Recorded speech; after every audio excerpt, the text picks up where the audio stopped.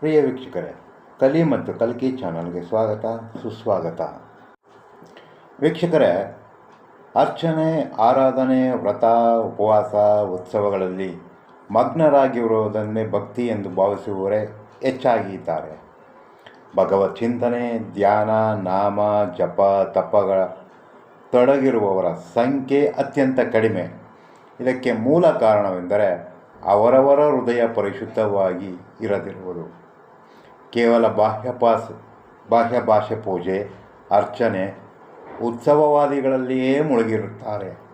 ಆದರೆ ದಾಸರೇಣಿಯರು ತಿಳಿಸಿರುವಂತೆ ಸದಾ ಎನ್ನ ಹೃದಯದಲ್ಲಿ ವಾಸ ಮಾಡೋ ಹರಿಯೇ ಎಂಬಂತೆ ಹೃದಯ ಮಂದಿರದಲ್ಲಿ ಭಗವಂತನನ್ನು ಸ್ಥಾಪಿಸಿ ಸಾಧನೆಯಲ್ಲಿ ಮುಳುಗುವವರೇ ನಿಜವಾದ ಅರ್ಥದಲ್ಲಿ ಸದ್ಭಕ್ತರು.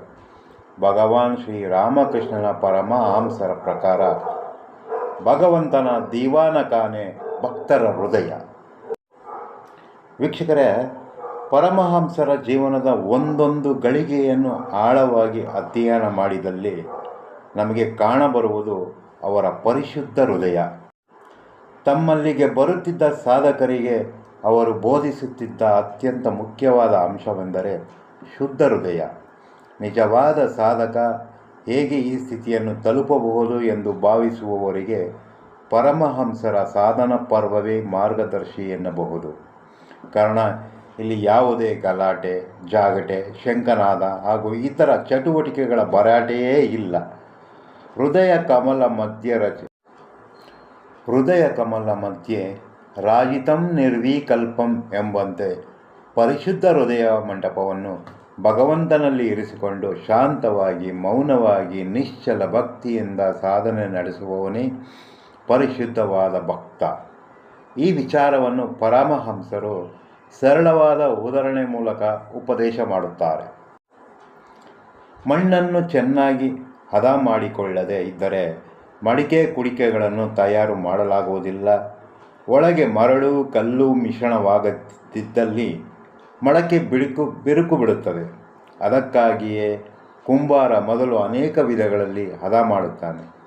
ಹೇಗೆ ಕುಂಬಾರನು ಶುದ್ಧವಾದ ಮಣ್ಣನ್ನು ಸಿದ್ಧಪಡಿಸಲು ಶ್ರಮಿಸುತ್ತಾನೆಯೋ ಹಾಗೆಯೇ ಭಗವತ್ ಸಾಕ್ಷಾತ್ಕಾರದ ಪಥವನ್ನು ಪತಿಸುವ ಮೊದಲು ಮನಸ್ಸು ಪರಿಪಕ್ವವಾಗಿರುವಂತೆ ನೋಡಿಕೊಳ್ಳಬೇಕು. ತದನಂತರ ಹೃದಯ ತಾನಾಗಿಯೇ ಶುದ್ಧವಾಗುತ್ತದೆ.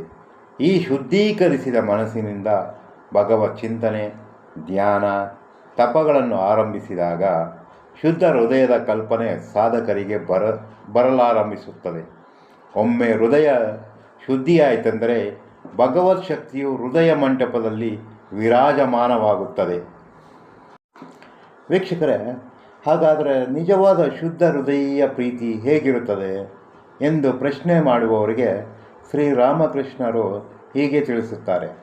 ಯಾರು ಸದಾ ಭಗವತ್ ಚಿಂತನೆ ಮಾಡುತ್ತಾ ಹಗಲಿರುಳು ಹೃದಯ ಪಥ್ಯದಲ್ಲಿ ಭಗವಂತನ ಧ್ಯಾನ, ಪ್ರಾರ್ಥನೆ ಮಾಡುತ್ತಾರೋ, ಯಾರಿಗೆ ವಿಷಯ ವಸ್ತುಗಳು ಕಹಿಯಾಗಿ ತೋರುವುದೋ, ಯಾರಿಗೆ ಹರಿಪಾದವನ್ನು ಸುದೆ ಹೊರತು ಬೇರೇನು ರುಚಿಸದೋ ಅಂಥವರ ಸ್ವಭಾವ ನೀರು ಬೆರೆಸಿದ ಹಾಲನ್ನು ಇಟ್ಟರೆ ನೀರನ್ನು ಬಿಟ್ಟು ಹಾಲನ್ನು ಮಾತ್ರ ಕುಡಿಯುವ ಹಂಸ ಪಕ್ಷಿಯ ರೀತಿ ಆಗಿಬಿಟ್ಟಿರುತ್ತದೆ. ಶುದ್ಧ ಹೃದಯಗಳ ನಡುವೆ ಕೇವಲ ಭಗವಂತನೆಡೆಗೆ ಅವರಿಗೆ ಬೇರೇನೂ ಬೇಕಿಲ್ಲ. ಅವನ ಶುದ್ಧ ಹೃದಯದಲ್ಲಿ ಭಗವಂತನ ಸ್ಪಷ್ಟ ಚಿತ್ರ ಸದಾ ರಾರಾಜಿಸುತ್ತಿರುತ್ತದೆ. ಅವನಲ್ಲಿ ಭಗವತ್ ಶಕ್ತಿಯೇ ತುಂಬಿಕೊಂಡಿರುತ್ತದೆ. ಆತನು ಭಕ್ತಿ ಪರಾವಶನಾಗಿ ನಾರದ ಮಹರ್ಷಿಗಳು ಪಕ್ಷಿ ಸೂತ್ರದಲ್ಲಿ ತಿಳಿಸಿರುವಂತೆ ಅನಿರ್ವಚನೀಯಂ ಪ್ರೇಮ ಸ್ವರೂಪಂ, ಅಂದರೆ ಭಗವತ್ತೇಮ ಅನಿರ್ವಚನೀಯವಾಗಿರುವಂತೆ ಆ ಭಗವತ್ ಪ್ರೇಮವೆಂಬ ತೀರ್ಥದಿಂದ ಹೃನ್ಮಂದಿರಗಳನ್ನು ಶುಚಿಗೊಳಿಸಿ ತನ್ಮೂಲಕ ಭಗವಂತನನ್ನು ಸ್ಥಾಪಿಸುವಂತಾಗಬೇಕು.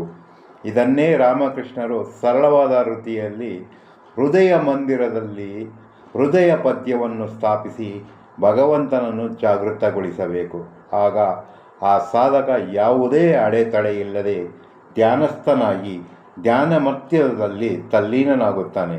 ಇದೇ ಶುದ್ಧ ಹೃದಯವನ್ನು ಹೊಂದಿದ ಭಕ್ತನ ಭಗವದಾನಂದ ಸ್ಥಿತಿ ಎಂದು ರಾಮಕೃಷ್ಣ ಪರಮಹಂಸರು ಹೇಳುತ್ತಾರೆ. ಈ ವಿಡಿಯೋ ಇಷ್ಟ ಆಗಿದ್ದಲ್ಲಿ ಲೈಕ್ ಮಾಡಿ, ಶೇರ್ ಮಾಡಿ.